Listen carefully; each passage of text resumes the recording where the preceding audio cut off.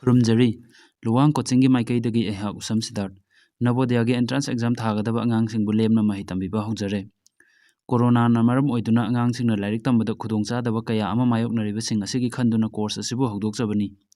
ꯃꯌꯥꯝꯅ ꯌꯨꯝꯗ ꯄꯣꯊꯥꯕꯤꯗꯨꯅ ꯌꯨꯇ꯭ꯌꯨꯕꯀꯤ ꯈꯨꯠꯊꯥꯡꯗ ꯅꯠꯇ꯭ꯔꯒꯅ ꯐꯦꯁꯕꯨꯛꯀꯤ ꯈꯨꯠꯊꯥꯡꯗ ꯀꯣꯔꯁ ꯑꯁꯤꯒꯤ ꯀꯥꯟꯅꯕ ꯂꯧꯕꯤꯌꯨ ꯀꯣꯔꯁ ꯑꯁꯤꯒꯤ ꯃꯔꯝꯗ ꯑꯇꯩ ꯈꯪꯗꯕ ꯑꯉꯥꯡꯁꯤꯡꯕꯨꯁꯨ ꯀꯥꯟꯅꯕ ꯐꯪꯍꯟꯅꯕꯒꯤꯗꯃꯛꯇ ꯚꯤꯗꯤꯑꯣ ꯑꯁꯤꯕꯨ ꯁꯦꯌꯔ ꯇꯧꯕꯤꯌꯨ ꯑꯃꯗꯤ ꯆꯦꯅꯦꯜ ꯑꯁꯤꯕꯨ ꯁꯕꯁꯀ꯭ꯔꯥꯏꯕ ꯇꯧꯕꯤꯌꯨ ꯀꯣꯔꯁ ꯑꯁꯤꯒꯤ ꯃꯔꯝꯗ ꯍꯦꯟꯅ ꯈꯪꯕꯤꯅꯤꯡꯕ ꯂꯩꯔꯒꯁꯨ ꯌꯨꯇ꯭ꯌꯨꯕꯀꯤ ꯀꯃꯦꯟ ꯕꯣꯛꯁꯇ ꯀꯃꯦꯟ ꯇꯧꯕꯤꯔꯛꯎ ꯅꯠꯇ꯭ꯔꯒꯅ ꯐꯦꯁꯕꯨꯛꯇ ꯅꯠꯇ꯭ꯔꯒꯅ ꯋꯥꯆꯞꯇ ꯄꯤꯖꯔꯤꯕꯁꯤꯡ ꯑꯁꯤꯗ ꯀꯟꯇꯦꯛ ꯇꯧꯕꯤꯔꯛꯄꯁꯨ ꯌꯥꯒꯅꯤ ꯉꯁꯤꯒꯤ ꯀ꯭ꯂꯥꯁ ꯍꯧꯔꯁꯤ ꯑꯗꯨꯗꯤ ꯑꯩꯈꯣꯏꯅ ꯃꯃꯥꯡꯗ Arithmetic Testꯀꯤ LCM and HCF of Numbersꯀꯤ part 1 ꯇꯧꯈ꯭ꯔꯦꯀꯣ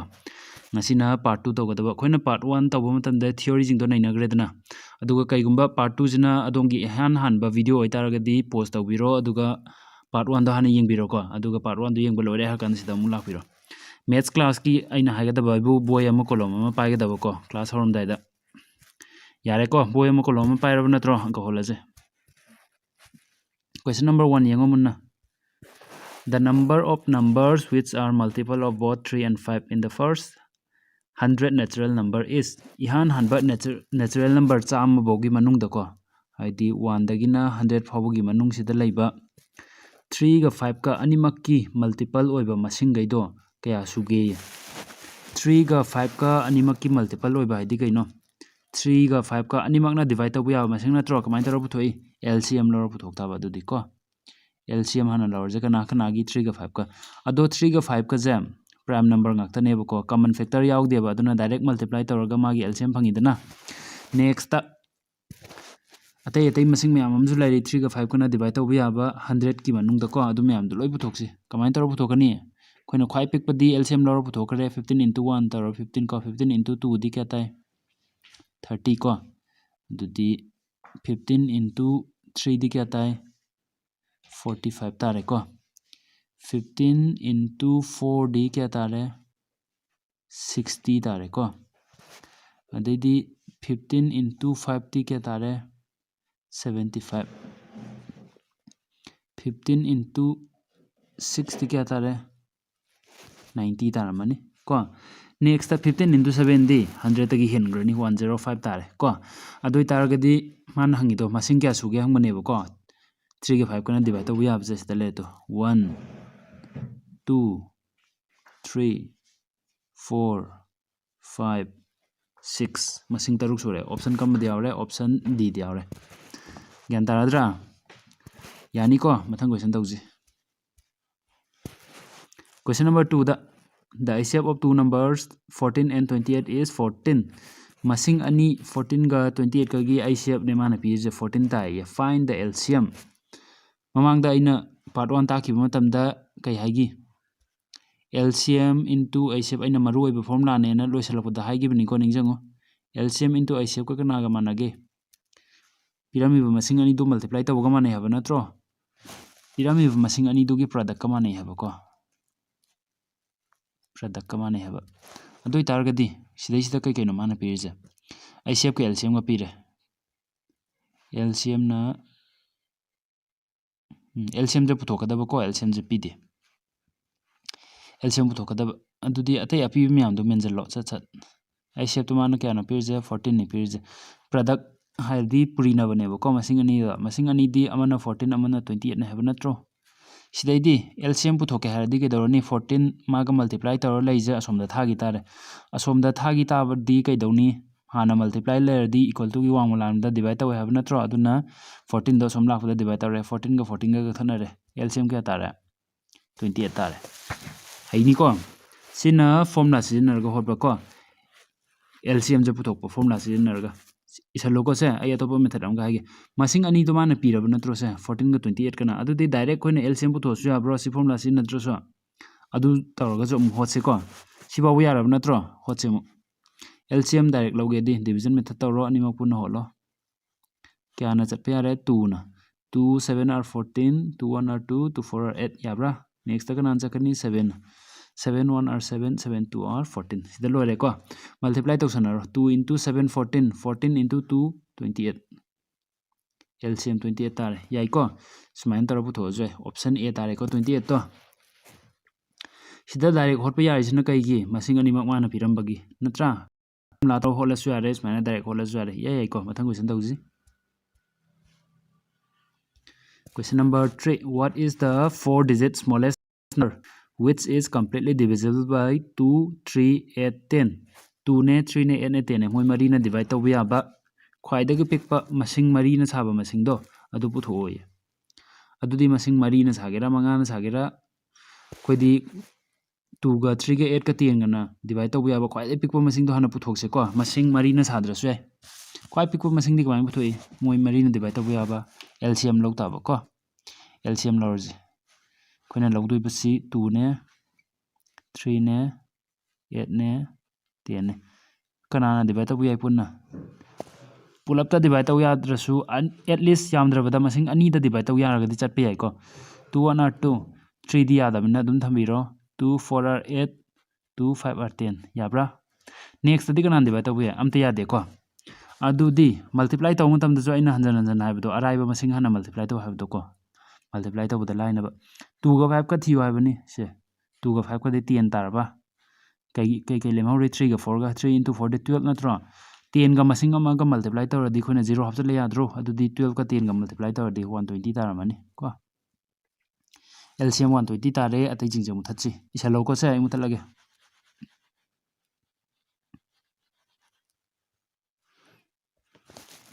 LCM 120 tare adudi 120 sidi 3 digit ne ko khoina pamba di 4 digit pamba natro adudi 120 sida khoi multiply taw taro yeng taba 120 sida ai 2 na multiply taw di kya phangya 240 aina amuk 2 gi mathang da 3 na 4 na 5 na sum yeng cha taragadi masing je pi ibna tro 240 ai ja 4 digit orgeda ba yam wa le di yam kui changani 10 na direct multiply taw sele yengo adudi 120 into 10 masing chawbuni na ko kya tare 1200 tai 1200 ta gi hena pikpa leitraba anong check tawge hardi 9 na multiply taw yeng taba 120 da ko yenga ji kya tage na 90 or 0 9 2 or 18 1 carry 9 1 or 9 nga sai 1 dugadi 10 1080 tai sidai hena pikudi leitraba check tawji 8 na multiply tawraga khwai pikpa 4 digit na saba thidoi na tro 80 or 0 8 2 or 16 1 carry 8 1 or 8 nga sai 1 duga 9 madi 3 digit na sa lerame adudi khogi answer je karama tare sigi ma pagi je tare ko 120 into 9 tawraga 1080 phangi je option karama di yaure option C di yaure yani ko mathang question tawji gyan tadradi comment ta irau ko siji khangaudre fajana haibiro na isang na mukchi da hole dana noi comment da photo oina reply tawrke ko mathang question tawji. Question number 4 da kai hare the HCF of two numbers is 38 masing ani ge HCF se 38 ne and their LCM is 98154 LCM pire ko HCF su pire ko if one of the number is 1558 masing ani multiply taw doina tra haidi khoinga sai formula do hinjango masing ani do dui manung da mana masing amadi pire masing amadi pide ko pida masing do putho haiba LCM into HCF se kana ga manage masing ani duge product ka mane habna tro product to this da amadi pire to 1558 ana amadi pide pida ba je khoi x ne na khallo ko aduga sidai sida LCM ga HCF ka nimang pibna tro LCM na kya 98154 ne HCF na kana 38 ne ko adudi khoi si khangdaba masing x se putho ka haradi maga multiply tawriba 158 equal to gi wangda thang oidro thangani x ka 1558 ka multiply tawra leibnina somna kanda lakpada divide tawra laani khangi ko jan takrabani equal to x kathana se adudi even number ngaktani 2 na kakya gani ko khoina haijaraga di masing achawuna kaknabu hono ko yam thuloina ba ado haitre hai ta ju macha macha na dum kaksi ko 38 se 2 na divide tawra di kya chale 2 1 are 2 1 leme 1 ga 8 ka 18 ni 2 9 are 18 yai ko makha gi sidi 2 7 are 14 1 leme 1 duga 5 ka 15 ko 2 7 are 14 namka amka su 1 leme 18 2 9 are 18 yabra yai ko adudi 19 na 779 damung divide tawje ko kya tai 41 tai ai sida chandabagi sasar isalini ko noi di phasana chi da tawraga holo ai gi screen jam pi ebo ko 41 amuk 98154 da divide tawra di kya tare sidai sta amuk divide taw mutam da kai phange 2 3 9 4 fungi अदुदी x की value से कई तारे 2394 कायदे यावरे option be the यावरे सिजु होलुको फजन सांगना divide तौबदो check तौ answer दो ताब्रा नत्रगा अइना सि तारेना सटलाउ मिसलगा नो एता थाजगदब नते होलगा येंगुको ताई तादे दो ऑप्शन बी यावरे को अदुदे खोइना अदर नंबर खंगदबदो ऑप्शन बी द लेरे 2394 तारे मथंग क्वेश्चन तौजी मथंग क्वेश्चन सिदि हम लाइको HCF पुथो हाइबा मसिंग अहुम डिवीजन मेथड तौजी अइना कई हाइगी हाना मसिंग अहुम पिरमगेरा मरी पिरमगेरा एनी 2 नंबर हाना लौखटलो दुगा डिवाइड तौर येंग अपिकपना चौबदा डिवाइड तौगदबको आई स्टेजदा 128 ना 160 दा डिवाइड तौर येंगे को क्या चकनी 1 चकनी 128 खाइदोकना रो क्या तारे 2 अदैदी 3 को 32 रिमाइंडर से नमुक डिवाइजर दा डिवाइड तौगदब 128 दा क्या चकनी 6 चलदी चावरनी 4 चलदी 4 चला सब चार दो माले 4 2 और 8 4 3 और 12 सब चारे रिमाइंडर 0 ताबा मतमदा डिवाइजर दो नत्रो खोइगी HCF से 32 जे HCF तारे को कना कना गे HCF खोइना लौरी मसिंग अनी जिगी 128 का 160 का लौगदब मसिंग कना वाली 288 वाली अदुदी 32 जिगा 288 का लौर जिको क्या चकनी 32 का सिगदी 4 नते 4 dp को 5 6 7 9 चलदी 9 2 और 18 1 carry 9 3 24 ngasai 1 दुगा 28 सब चारे को अदुदे HCF से क्या तारा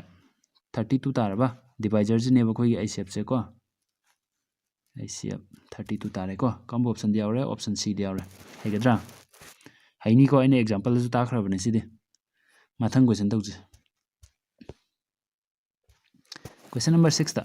if the product of two co-prime numbers is 117 co-prime number ani के product से 117 ने को product ने पिरिजे their LCM will be LCM पुथो ओए खोइना ngasai kai formula खंगी LCM ga HCF का multiply तौबजिगा मागी product का माने हेब्रो product माना 117 ने पिरमे अदुदा खोइना सिदैसदा माना LCM पुथो हाइब नत्रो LCM पुथो हाइतादे HCF से पिबम थोक्त्रो HCF से पीरकांदा खोइना LCM पुथोके हारदि HCF से असोम नाकंदा थांगदोगा होतोय नत्रो माना सिदा HCF पिरम द्रिजे कइगिनो HCF से पिरम दे दुगा LCM पुथोय यागद्रा यानी को कइगी यानी माना क्वेश्चन दा सिदा हिंट अमा पिरिजे को प्राइम नंबर्स ना हाइजे सि हिंट निको को प्राइम नंबर खंगदबा कना कना यावी आइना हाना ताखरबनि को ममांगी नंबर एंड न्यूमेरिक सिस्टम हामबगी पार्ट थ्योरी तापदि यावग्रबनि को प्राइम नंबर हाइजे हिंट नि को प्राइम नंबर हाइवे नि माना HCF पिदबदे LCM पुथौ गायना हाइजे हाना ममांगी लेक्चर जिंदो हाना हाइगेलगे येंगुको अदु येंगौदोबा ओइतारगदि आई समलपना हाइगे को प्राइम नंबर हाइतादि any number any pair of numbers को मोइगे HCF से 1 तागदब को प्राइम नंबर ओइतारगदि HCF से 1 तानिबको अदुदि येंगजे होजे सिगी वैल्यू जे 1 लानी LCM पुथौ यारने अदुदि LCM into 1 equal to Asom नाखंददि 117 ताब नत्रो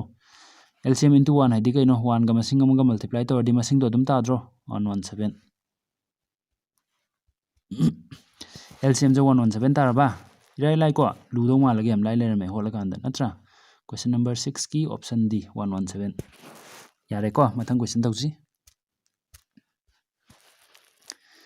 The greatest number which will divide 1277 and 1368 leaving 3 as the remainder in its case ख्वाइदगी चावो मसिंग अम पुथोक्तोबको माना 1277 दा डिवाइड तौबो मतमदसु 3 रिमाइंडर लेमगदबा 1368 दा डिवाइड तौबो मतमदसु 3 रिमाइंडर लेमगदबा रिमाइंडर के पार्ट से गातन काउथोखरो को अदुगा सी पार्ट से याउद्रेन खल्लो अदुइ तादि क्वेश्चन जे कई ओइरा ख्वाइदगी चावो मसिंग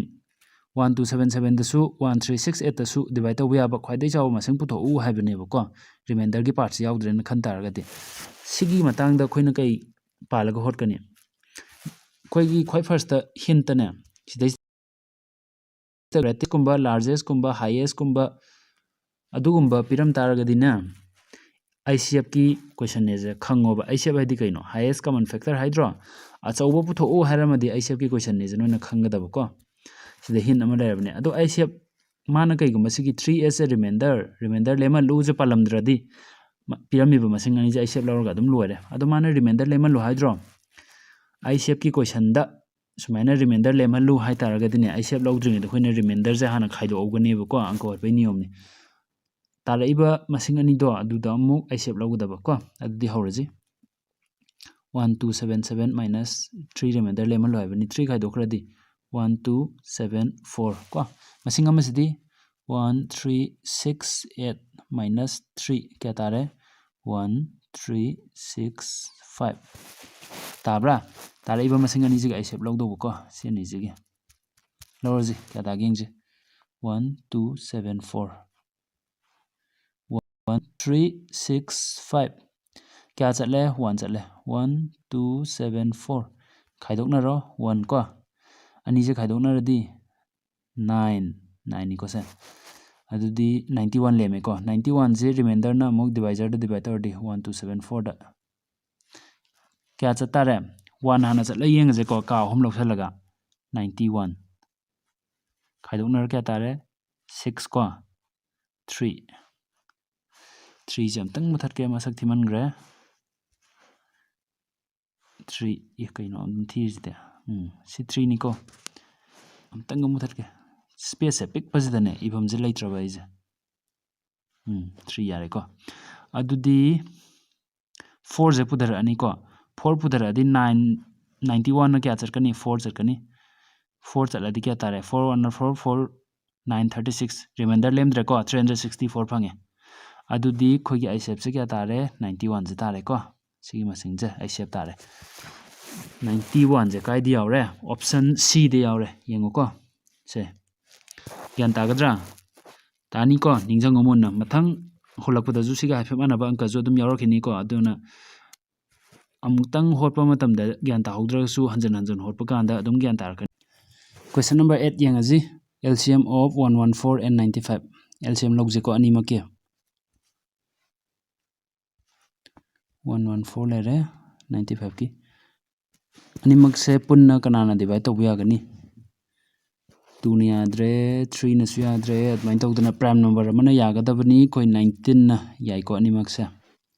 मसिंग जे मथंग मथंग चेक सुम तौरकदबनी को आइना 19 न फंगइजे मथंग मथंग चेक तौरगा फंगइनी को आइना स्क्रीन जे पिक पनिना मथंग मथंग हाइदि 2 ने याद्रे 3 ने याद्रे 5 ने याद्रे 7 न 11 13 न समान मथंग मथंग ट्राई तौबदो सिदा उठपा यादबई उत्रिनी को येंगजे 114 दा 19 ना डिवाइड तौरदि क्या चलनी 6 चलनी को 19 ना अमुक 95 दा डिवाइड तौरदि 5 चलनी अदुदि लेमा हुजिक 6 का 5 का दी कॉमन फैक्टर लैत्रे अदुना सिदा लोइरे को 5 into 60 30 नि 30 का 19 का अमुक मल्टीप्लाई तौरदि क्या तारे 0 जे कोन तौरजि को 3 9 27 2 के दी 3 1 3 4 5 0 दुमगा 570 तारे 570 का दियावरे ऑप्शन ए दियावरे यारबा यारे को खंगनी को इलाई लाइसिदि